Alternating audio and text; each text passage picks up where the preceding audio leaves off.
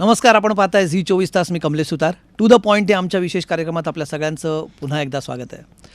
नुकत्याच झालेल्या लोकसभा निवडणुकांमध्ये सगळ्यात जास्त चर्चा जर कुठल्या मतदारसंघाची महाराष्ट्रावर झाली असेल तर ती होती सांगलीच्या लोकसभा मतदारसंघाची. अर्थात त्याची कारणं वेगळी होती.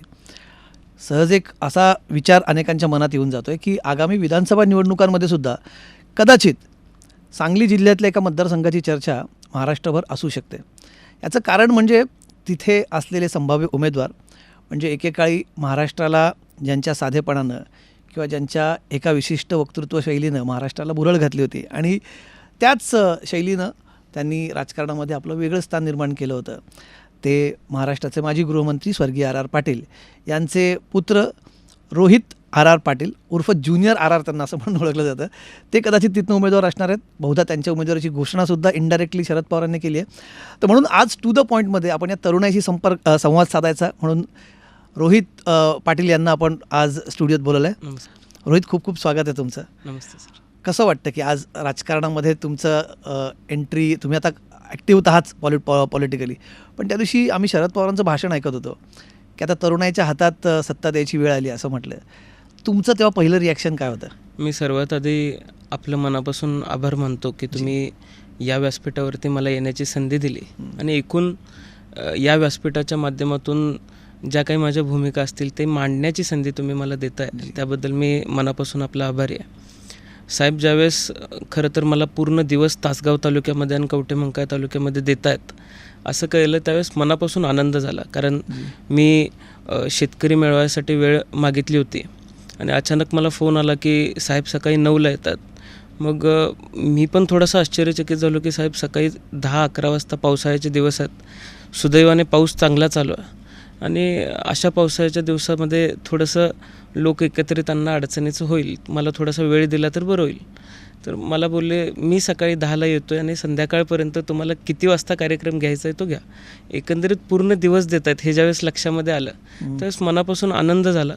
आणि ज्यावेळेस साहेब एकूण तरुणांना संधी देण्याची जी वाट बघत होते ती संधी माझ्या मते या विधानसभा निवडणुकीच्या माध्यमातून साहेब साधतील. आणि ज्या पद्धतीने त्यांनी सांगितले की तरुणांना या विधानसभेमध्ये शक्ती द्या, संधी द्या, निश्चितपणाने येणाऱ्या विधानसभेमध्ये जो विश्वास साहेबांनी व्यक्त केला तो विश्वास जनतासुद्धा सार्थ करून दाखवेल आणि नव्या चेहऱ्यांना महाराष्ट्रातली जनता राजकारणामध्ये, या महाराष्ट्राच्या राजकारणामध्ये संधी देईल असा विश्वास मला आहे. म्हणजे खरं तर कार्यक्रमाच्या शेवटी हा प्रश्न विचारणार होता, पण आधीच विचारात विषय निघाला. रोहित पाटील असणार आहेत उमेदवार? आता गेली अनेक वर्ष मी तिथं काम करतो आहे. आई जरी आमदार असली तरी आईचा भार हलका व्हावा म्हणून सुरुवातीला फिरायला चालू केलं. त्याच्यानंतर कामाची ओढ लागत गेली, लोकांच्यामध्ये राहायला आवडायला लागलं, लोकांचे प्रश्न समजून घेत होतो. अनेक वेळेला मतदारसंघाच्या बाबतीत ज्या काही अडचणी असतील त्या ठिकठिकाणी ज्या त्या पातळीवरती जाऊन पाठपुरावा करण्याची सवय मला लागली आणि मी पाठपुरावा करत गेलो, कामं होत गेली. आता त्या दिवशी साहेब बोलले की येत्या विधानसभेला शक्ती द्या. एकंदरीत साहेबांना तसंच काहीतरी सांगायचं असावं, त्यामुळे तशी संधी मिळाली. मतदारसंघातल्या लोकांनी त्या म्हणजे साहेबांच्या स्टेटमेंटला जर हिरवा कंदील दाखवला तर निश्चितपणाने लढेल. तुमची इच्छा आहे लढायची?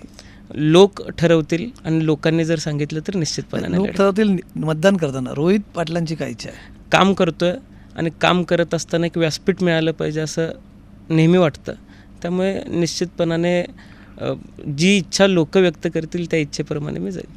तर तुम्ही 25 वर्ष होण्याची वाट बघत होतात असं मतदारसंघामध्ये म्हणतात की आता झालेत 25चे रोहित पाटील, त्यामुळे आता त्यांना लढायला हरकत नाही. किंवा आता लोक तसे म्हणत असतील तर चांगली गोष्ट आहे, पण आता लोकांनी जर मागणी केली, आता अनेक लोक येत असतात, आईला भेटत असतात आणि ते सांगत असतात की आता येत्या विधानसभेला रोहितने लढावं आणि घरच्यांचासुद्धा त्याला हिरवा कंदील आहे.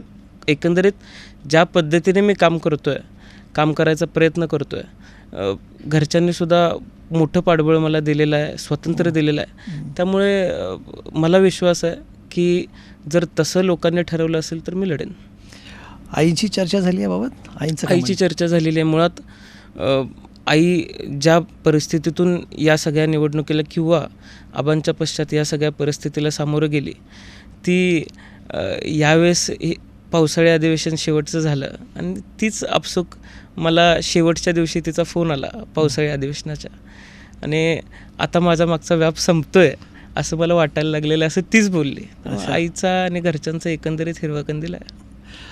तुम्ही त्या दिवशी भाषण करताना तुम्ही जरा भावूक झाला होता. तुम्ही त्या दिवशी म्हणालात की आबा गेल्यानंतरचा जो काळ होता तो कुटुंबासाठी खूप अवघड असा काळ होता. म्हणजे खरं तर अनेकांना आबांचं कुटुंबीय, म्हणजे आम्ही अनेक वर्ष पत्रकार होतो, आबांना खूप जवळनं बघण्याची आम्हाला संधी मिळाली. त्यांना पत्रकार म्हणून त्यांच्याशी अनेकदा आम्ही संभाषण करायचो.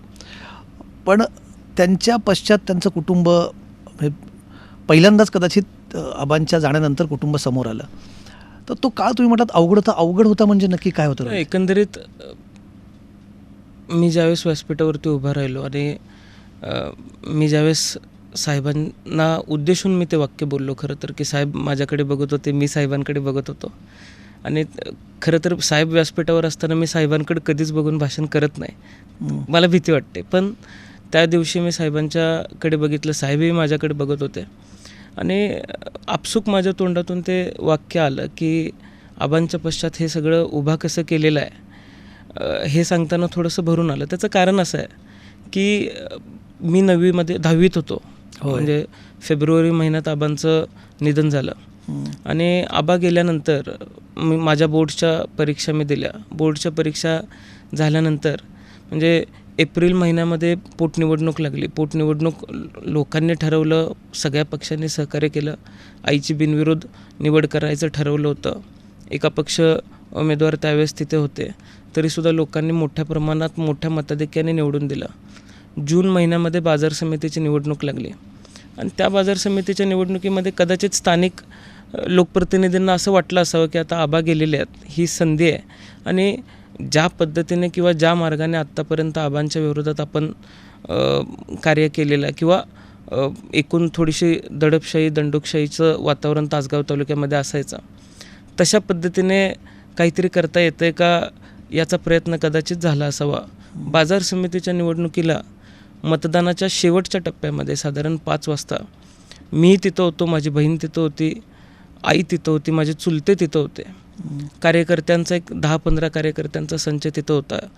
समोरून दगडफेक चालू झालं आहे असं लक्षात आल्यावर आमच्या काही कार्यकर्त्यांनी आम्हाला एका लग्नाच्या कार्यालयामध्ये, तिथं मतदान केंद्राजवळ एक लग्न कार्यालय होतं, तिथं उभं केलं आणि शटर सगळ्यांनी बंद करून घेतले.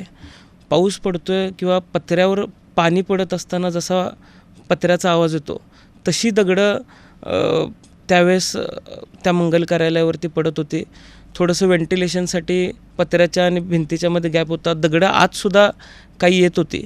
आईबरोबर 3 ते 4 महिलाही आईबरोबर होत्या. येळावीचे आमचे एक आबांचे जुने सहकारी होते. थेट दगड माझ्यासमोर त्यांच्या डोक्यामध्ये बसला. त्यांच्या डोक्यावरती रुमाल मी धरलेलं मला आठवतं. स्मिता दिदी धाडसानं पुढं जात होती. पण एकूण आतल्या सगळ्या लोकांची मानसिकता थोडीशी घाबरलेली होती आणि ती परिस्थिती मी बघितली. त्याच्यानंतर अनेक निवडणुका झाल्या. त्या निवडणुकीमध्ये हा प्रसंग सांगताय तेव्हा तुमचं वय किती होतं? 15? मी 11वीला होतो. अच्छा, 15-16 वर्ष माझं वय होतं. त्यामुळे एकंदरीत ज्या भीत्या वाटायच्या होत्या ती भीती त्या कार्यालयात मोडली होती. ह्याच्यापेक्षा जास्त काही होऊ शकत नाही हा विश्वास त्या दिवशी मला आला. आणि त्याच्यानंतर तो प्रवास.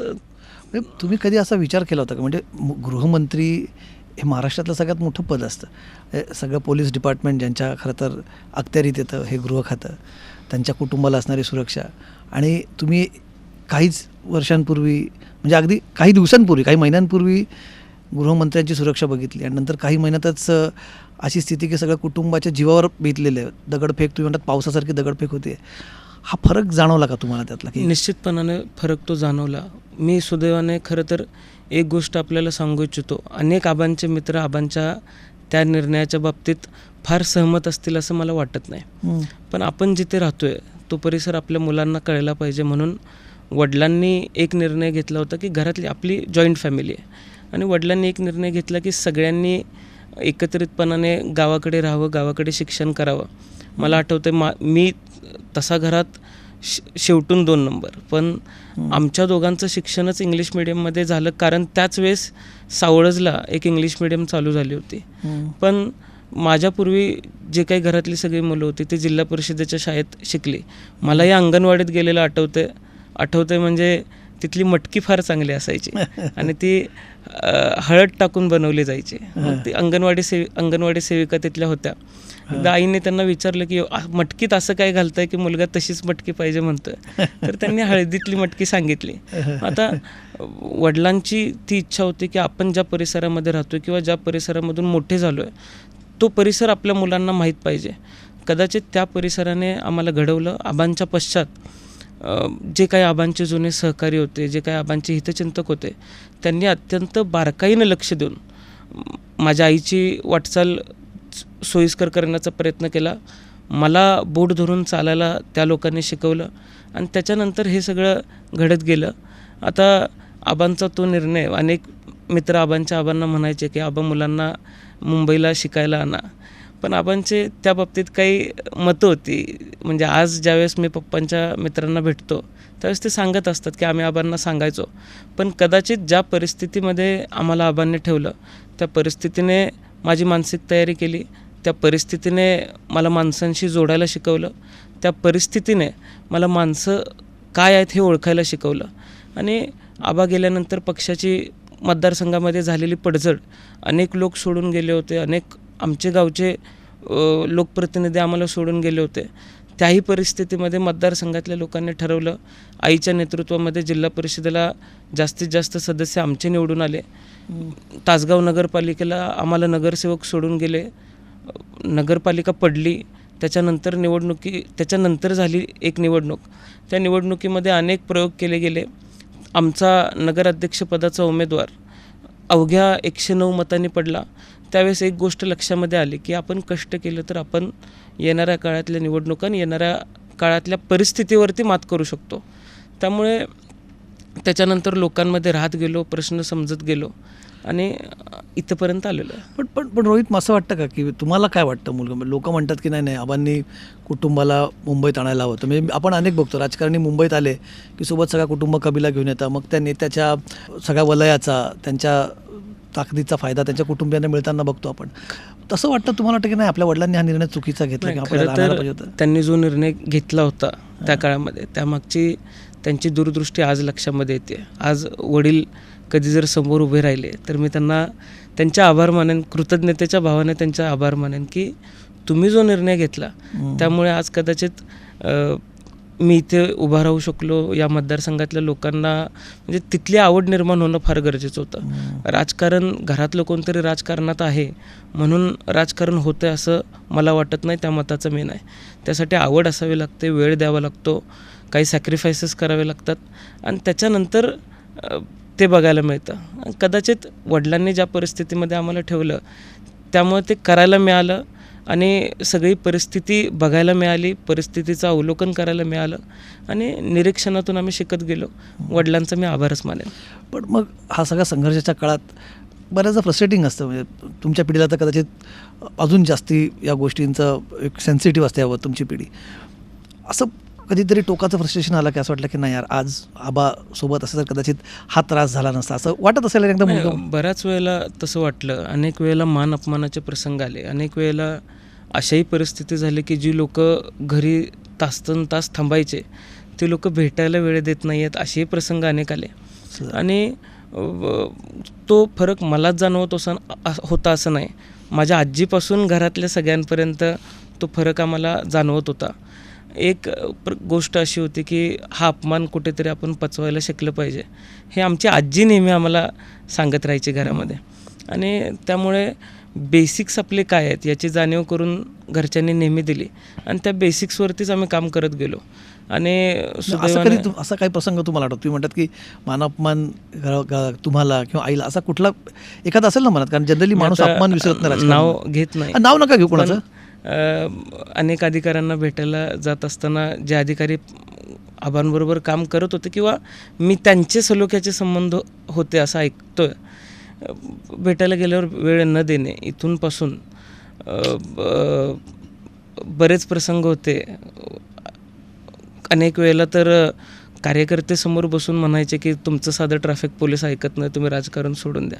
इथंपर्यंतचं गोष्ट ती व्यक्ती माझ्या आईला हे बोलत होते आणि इथंपर्यंतच्या गोष्टी माझ्या कानावर पडलेल्या आहेत.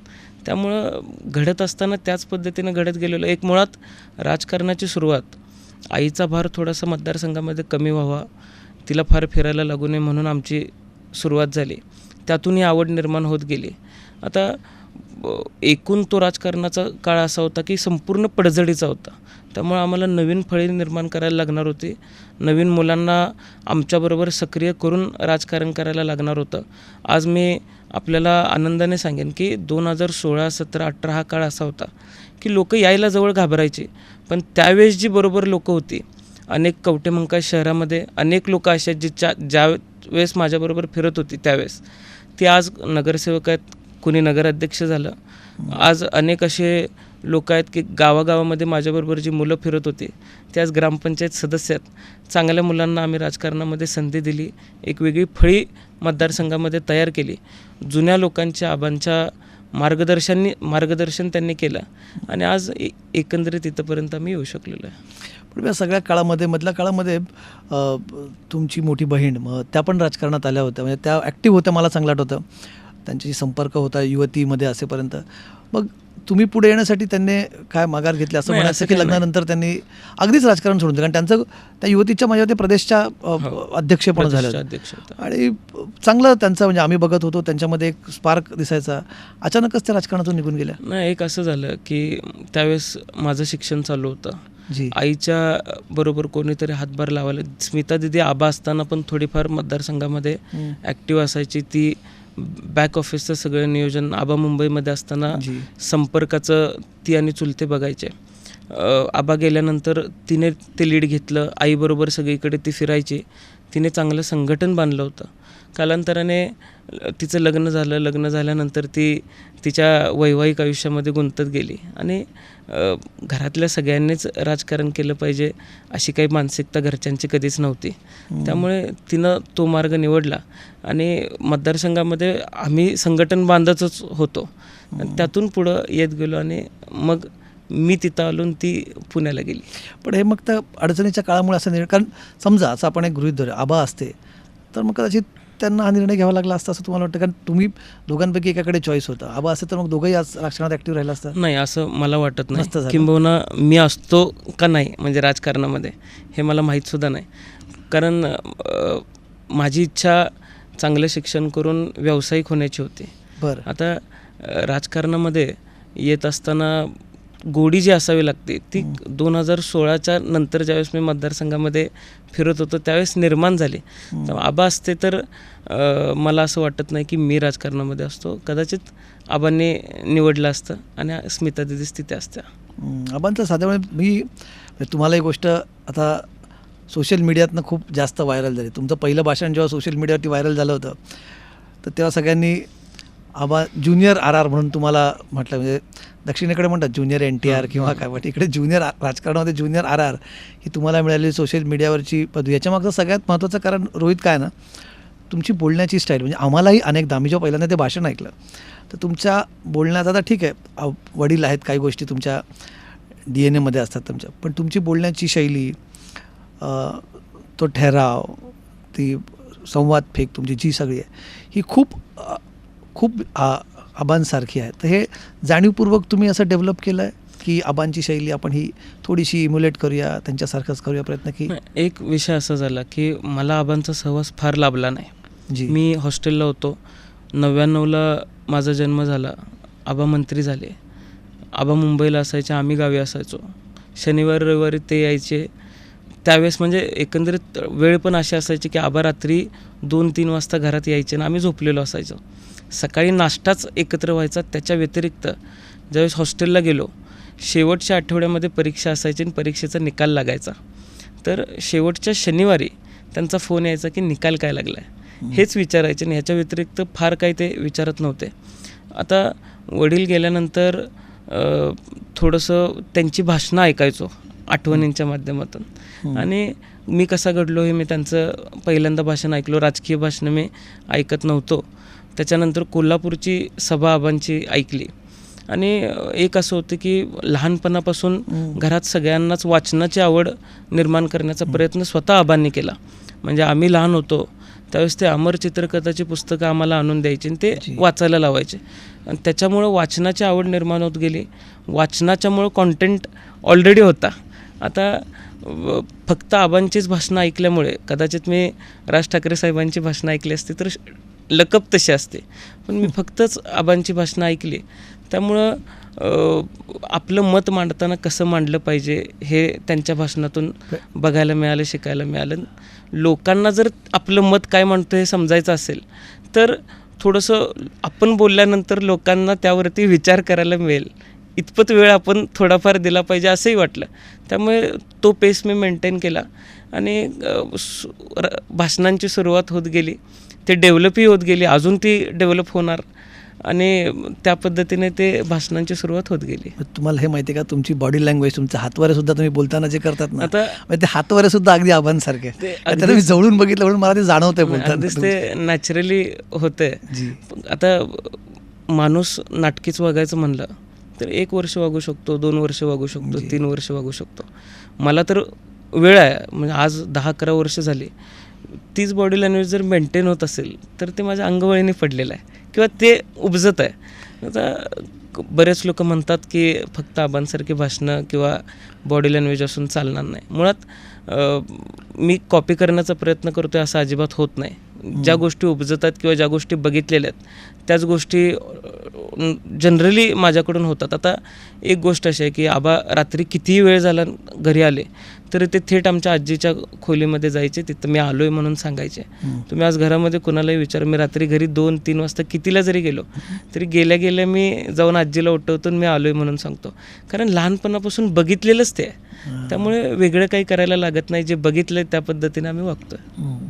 पण मग तुमच्या जसं तुम्ही म्हटलात की त्याच्यानं टीकाही होते. अनेक जण तुम्ही म्हणतात की फक्त आबांची नक्कल केली जाते, आबांची कॉपी करतात, त्याच्यावरच. मध्यंतरी एक साप्ताहिक होतं कवठे मंकाळच्या निवडणुकीच्या वेळेस.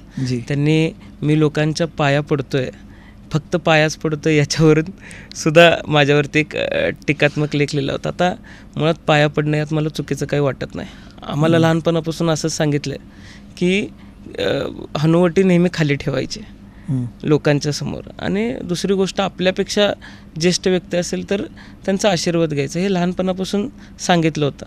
त्यामुळं सुरुवातीला ज्यावेळेस सुरुवात केली होती असं टीकात्मक काय आलं तर थोडंसं वाईट वाटायचं की आपण प्रामाणिकपणे वागण्याचा प्रयत्न करतोय, राहण्याचा प्रयत्न करतोय, तरीसुद्धा असं होतं. तर मग आता काही आलं तर आता काही वाटत नाही.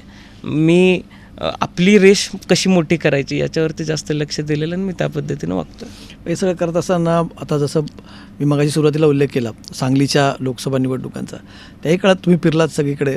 सांगलीची फार चर्चा झाली. ते तुमचं त्याच्यामध्ये काय ओपिनियन होतं, हे काय झालं? कारण अनेकांचं म्हणणं आहे की महाविकास आघाडीची भले नंतर ते सोबत आले पण तिथे कटुता टाळता आली असती. तुम्ही ग्राउंडवरती होता, तुमचं काय आता एक विषय असा आहे की लोकांचा, सर्वसामान्य लोकांचा एकतरी शेतकरी विरोधी धोरणांमुळे आणि शेतकरी विरोधी कृतींमुळे भाजप पक्षाच्या विरोधात फार मोठा राग लोकांचा होता, द्वेष होता. भाजप पक्ष आणि भाजप उमेदवार या दोघांना पराभूत करण्याचा निर्णय लोकांनी घेतला होता. आता त्याच्यामध्ये त्या पक्षाच्या विरोधात एक सक्षम पर्याय जो कोण उभा राहील त्याला आपण निवडून द्यायचं हे लोकांनी निवडणुकीच्या आधी ठरवलं होतं असं माझं मत आहे. त्यामुळे तो ती उमेदवारी देताना काय परिस्थिती उद्भवली याच्यावरती फार भाष्य मी करणार नाही. पण लोकांचा निर्णय झाला होता की जो सक्षम उमेदवार भाजपच्या उमेदवाराच्या विरोधात आपल्याला वाटतं त्याला आपण पाठबळ द्यायचं, त्याला निवडून आणायचं. त्यामुळे लोकांच्या मधून निर्णय स्पष्ट होता. आता मला हे सगळं जे सिच्युएशन कॉम्प्लेक्स झाली ती आपल्या वतीनेच झाली असं वाटतंय, पण लोकांनी आपला निर्णय केला होता. पण मग थोडासा तिथे उमेदवार देताना चुकला असं तुम्हाला वाटतं? तुम्ही ग्राउंडवरती होतात म्हणून लोकांचं काय म्हणणं होतं? शिवसेनेने खूप घाई केली उमेदवार देताना. तुल्यबळ उमेदवार मिळावा अशी लोकांची अपेक्षा होती. आता कुठेतरी लोकांचं मत गृहीत धरणं हे सुद्धा गरजेचं होतं. आणि अचानक काही उमेदवाऱ्या जाहीर झाल्या, त्यामध्ये सांगलीची उमेदवारी अचानक जाहीर झाल्यामुळे थोडासा विस्कळीतपणा तिथे आला आणि लोकांनी मात्र तुल्यबळ उमेदवार कोण वाटतं त्याच्या मागे उभारले. इंटरनली खूप प्रॉब्लेम्स होते तिन्ही पक्षांचं. त्याच्यात कुठेतरी असं जाणवलं चित्र की महाविकास आघाडीतल्या तिन्ही घटक पक्षांची तोंड 3 वेगवेगळ्या दिशांना होते. आता एक असं होतं की वसंतदादांच्या घराण्याची पार्श्वभूमी ही संबंध महाराष्ट्रामध्ये फार मोठी आहे. वसंतदादांचा विचार आजही मी अनेक ठिकाणी जातो आहे. वसंतदादांच्या नावाने इन्स्टिट्यूशन्स आम्हाला बघायला मिळतात. वसंतदादांचे जुने लोक कुठेतरी वसंतदादा कुठल्या तरी घरात गेलेले आहेत असे महाराष्ट्राच्या कानाकोपऱ्यात आम्हाला बघायला मिळतात. आता तसं असताना वसंतदादांना आणि काँग्रेसला मानणारा फार जो मोठा गट पूर्वी सांगली जिल्ह्यामध्ये होता, आजही आहे, त्या लोकांनी एक निर्णय घेतला की सातत्याने या घराण्यावर जर अन्याय केला जात असेल तर आपण या घराच्या मागं उभारलं पाहिजे. गेली 10 वर्ष त्याच्यापूर्वी काही चुका झाल्या असाव्यात, त्याची शिक्षा गेल्या 10 वर्षामध्ये आपण त्यांना दिलेली आहे आणि आता आपण त्यांच्या अन्याय जर होतच असेल तर त्यांच्याबरोबर उभं राहणं गरजेचं आहे. या भावनेने लोक एकत्र झाले. कुठेतरी विशालदादांवरती किंवा विशाल जे उमेदवार होते त्यांच्यावरती अन्याय होते असं ज्यावेळेस लोकांना वाटलं त्यावेळेस लोक त्यांच्याबरोबर गेले. त्यांनी कार्यकर्त्यांचं मत त्यांच्या लक्षामध्ये घेतलं. निवडणूक लढवायची नाही लढवायची या विचारात असताना लोकांनी त्यांची उमेदवारी डोक्यावर घेतली आणि ती उमेदवारी लोकांनी स्वीकारली. आणि आता संजय काकांच्या विरोधात जर तुल्यबळ उमेदवार कोण असेल तर ते विशालदादाच आहेत असं ज्यावेळेस लोकांना वाटायला लागलं त्यावेळेस लोक ताकदीने त्यांच्याबरोबर उभा राहिले.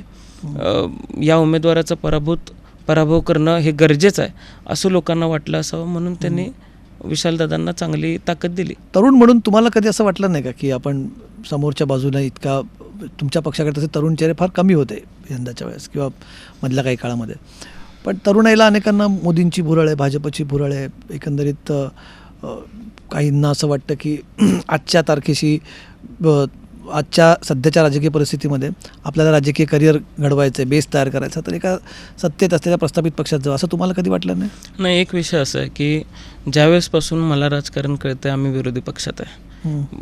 लोकांचे प्रश्न सोडवणं ते विरोधी पक्षात राहूनसुद्धा आपण सोडवू शकतो ही एकूण आबांची कारकीर्द बघितल्यावरच तुमच्या लक्षामध्ये येईल की विरोधी पक्षात राहून लोकांचे प्रश्न मांडता येतात, सोडवता येतात.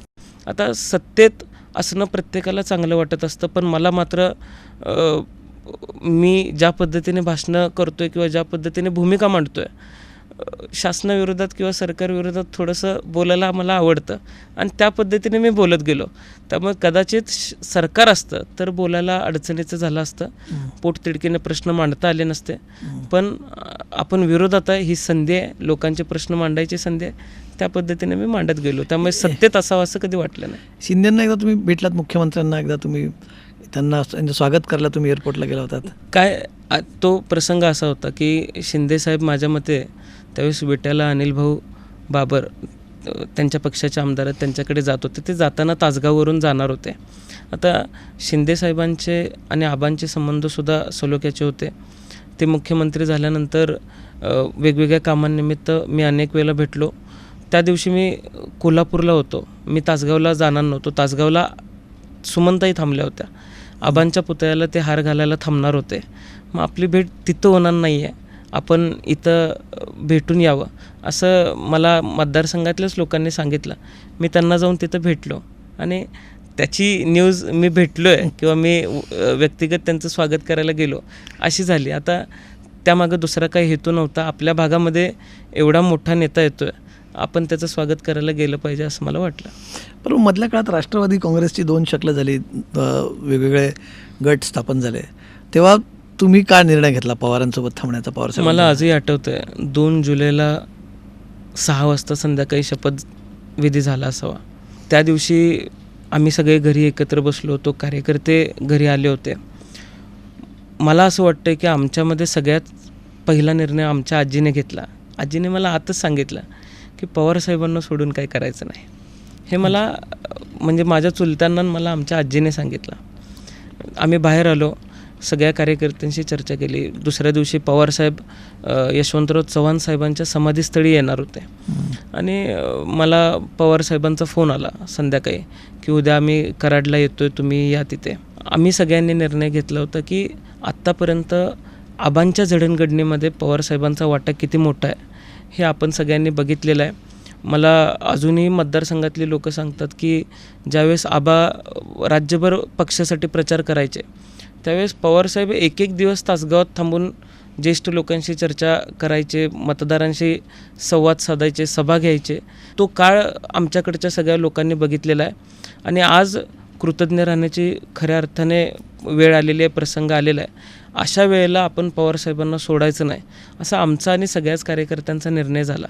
पण समोरनं कधी विचारणा झाली अजितदादांच्या पक्षाकडून, नेत्यांकडे? विचारणा सगळ्यांनाच झाली असावी, आम्हालाही झाली, पण आम्ही आमची भूमिका स्पष्ट ठेवली होती आणि ज्यावेळेस भूमिका स्पष्टपणे सांगितली होती त्यावेळेस प्रतिप्रश्न समोरून आला नाही.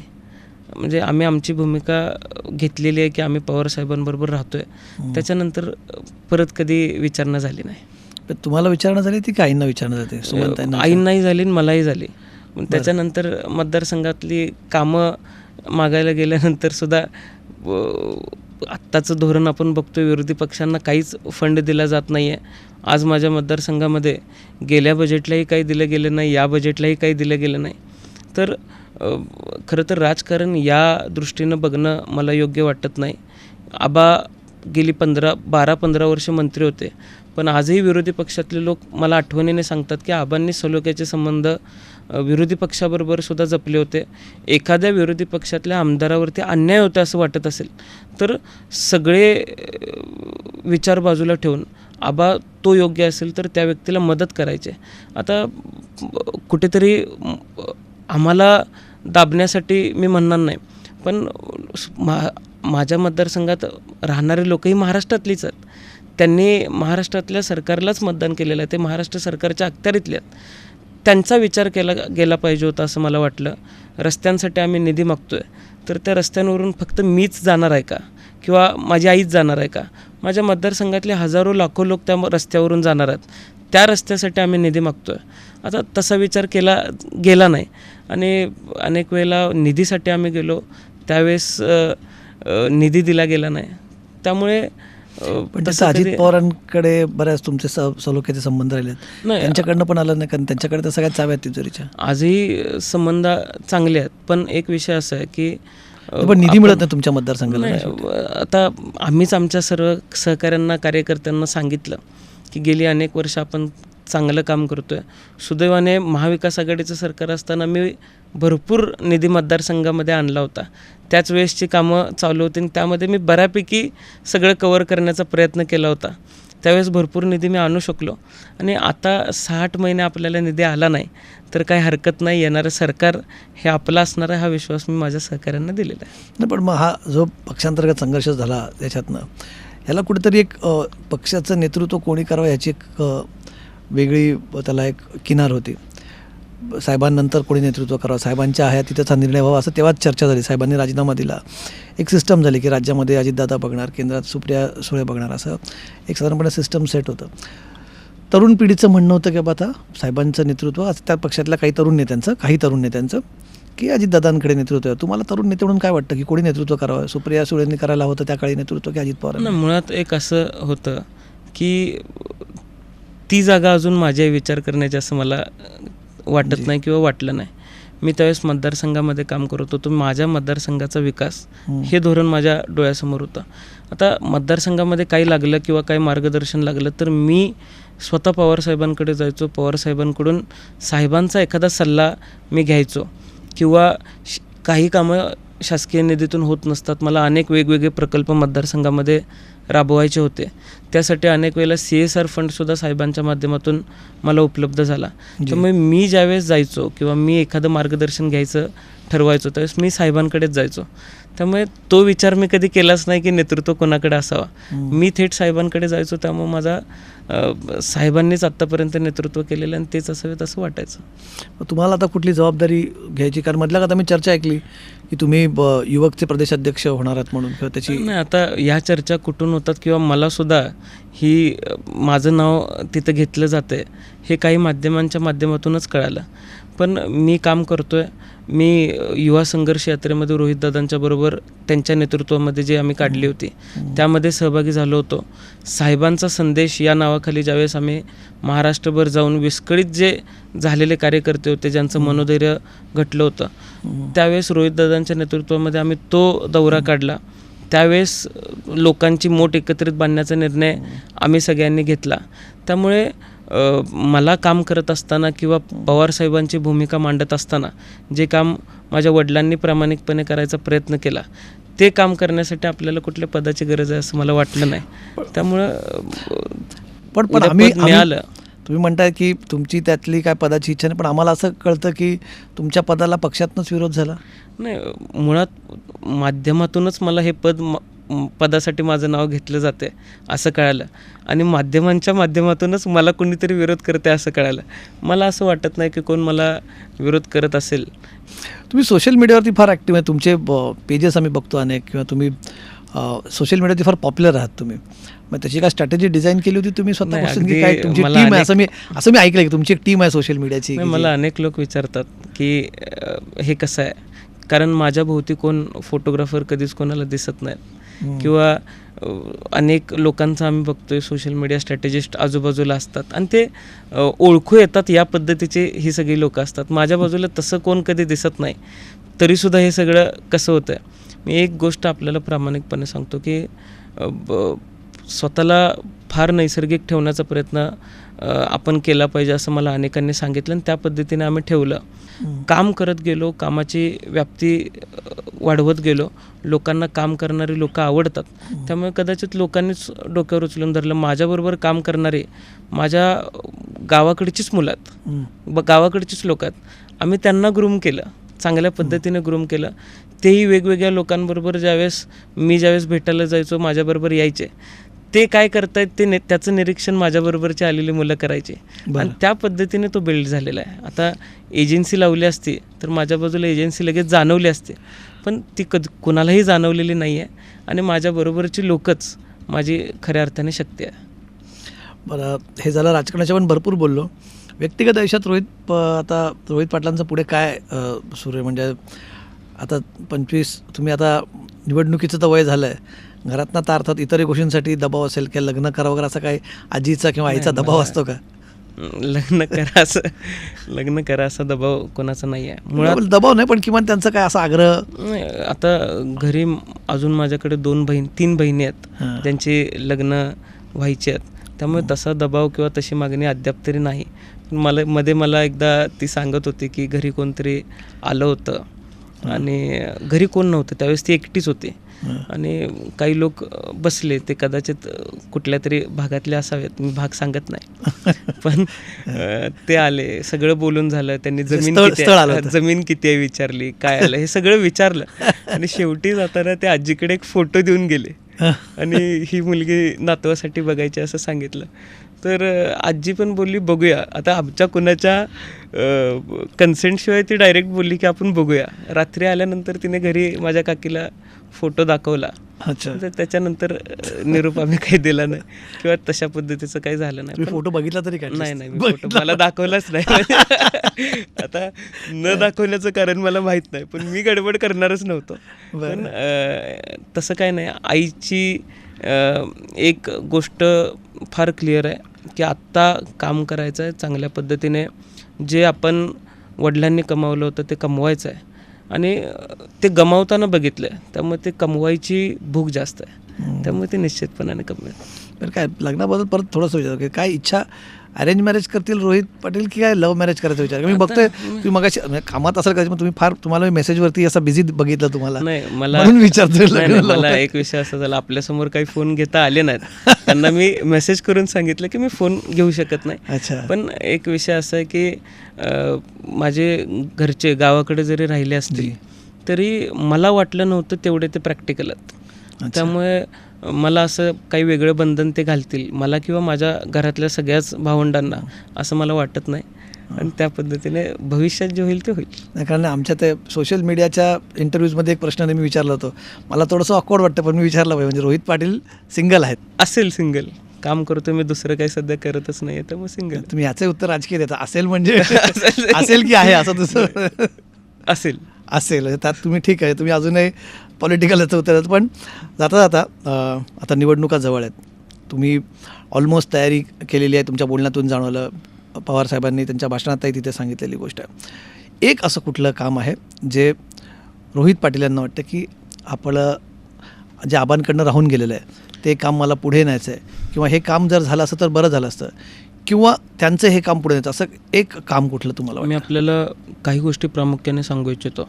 आबांची मतदारसंघामध्ये एकतर तासगाव आणि कवठेमंकाळ दोन्ही मतदारसंघ हे दुष्काळी मतदारसंघ म्हणून जी ओळखले जायचे. आबा असताना माझं मत असं आहे की आबांची मंत्रिपदाची ताकद ही पूर्ण पाणी आणण्यामध्ये खर्च झाली. कारण की कृष्णा नदी आमच्यापासून 100हून जास्त किलोमीटरवरती नदी आहे. तिथून आम्ही पाणी आणलं मतदारसंघामध्ये. मधल्या काळामध्ये मी टिंबूचं पाणी हक्काच्या गावांसाठी मिळावं यासाठी उपोषणसुद्धा केलं होतं. जी त्याला हिरवा कंदील मिळाला. पवार साहेबांनी सुद्धा मला मदत केली. त्या देवेंद्र फडणवीस साहेब जलसंपदा मंत्री आहेत.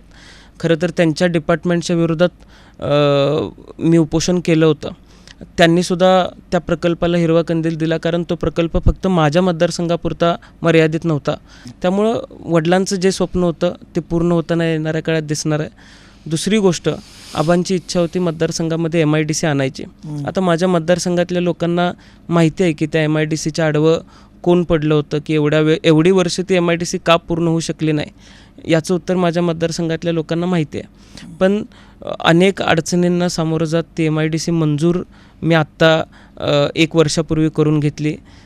तासगावला रिंग रोड व्हावा अशी आबांची इच्छा होती. मी गडकरी साहेबांकडे 2022पासून त्याचा पाठपुरावा करतो आहे. मी आत्तापर्यंत साधारण 23 वेळा दिल्लीला जाऊन येऊन केलेला आहे त्या कामाचा पाठपुरावा करण्यासाठी. एक गोष्ट मला जाणवली की महिलांमध्ये प्रचंड मोठ्या प्रमाणात ग्रामीण भागामध्ये सर्वायकल कॅन्सरचं प्रमाण वाढतं आहे. जी आता मी कॅन्सरवरती काम केलं पाहिजे असं मला वाटणं साहजिक आहे, कारण माझे वडील कॅन्सरमुळे गेले आणि आपल्या सभोवतीलचा परिसर हा कॅन्सरमुक्त झाला पाहिजे हा निर्धार आमच्या काही सहकाऱ्यांनी आणि मी केला. त्यामुळे सर्वायकल कॅन्सरवरती काम आम्ही चालू केलं आहे. रोहित, तुमचा प्रवास खूप इंटरेस्टिंग आहे. म्हणजे अवघ्या 15व्या-16व्या वर्षी तुम्ही वडिलांना गमावलं. एक महाराष्ट्रातलं खूप मोठं नेतृत्व होतं. कदाचित पुढे त्यांना खूप उज्ज्वल भविष्य होतं. पण त्याच्यानंतरचा काळ जो तुम्ही सांगितला, कदाचित त्याच्याविषयी तुम्ही बोलला असाल, पण आज अख्खा महाराष्ट्र त्या निमित्ताने तो ऐकतो की खूप म्हणजे अनेकांना हा अनुभव असतो की छत्र जेव्हा निघून जातं तेव्हा अनेक जण तुमच्याकडे पाठ फिरवतात. RR पाटलांच्या घरच्यांनासुद्धा हा अनुभव आला. त्यांनाही ही वेळ बघावी लागली आणि त्या संघर्षातून, कदाचित त्या जाणीवेतून तुम्ही तयार झाला. त्या जाणीवेतून ही तुमची आता समाजाला काहीतरी देण्याची नेणीव तयार होते. ही खूप चांगली गोष्ट आहे तुमच्या भविष्यातल्या वाटचालीसाठी. रोहित पाटील, तुम्हाला खूप खूप शुभेच्छा. तुम्ही जसं म्हणालात की आगामी निवडणूक लढवायची आहे, तुमचा पक्ष तुम्हाला तशी संधी देईल असं आपण बघूया. आणि खरंच जसं लोकसभेमध्ये चर्चा सर्वाधिक सांगलीची झाली, तशी कवठेमहांकाळची चर्चा वेळेस व्हावी आणि तुम्हाला ती संधी पक्षाने निवडणूक लढवायची द्यावी अशा आम्ही शुभेच्छा देतो. आज तुम्ही पुन्हा एकदा तुम्ही संधी दिली त्याबद्दल आभारी मानतो. त्याचबरोबर जडणघडणीमध्ये वाटा असलेल्या सर्वच लोकांचं सुद्धा त्यांच्यामुळे आज कदाचित तुम्ही मला इथे बोलवलं, त्यांचे आभार मनापासून आपल्या माध्यमातून मानतो. धन्यवाद. टू द पॉईंटमध्ये आपण आज या एपिसोडमध्ये इथेच थांबतोय. पुन्हा भेटूया पुढच्या आठवड्यात नवीन पाहुण्यांसह याच कार्यक्रमामध्ये. बघत राहा झी 24 तास.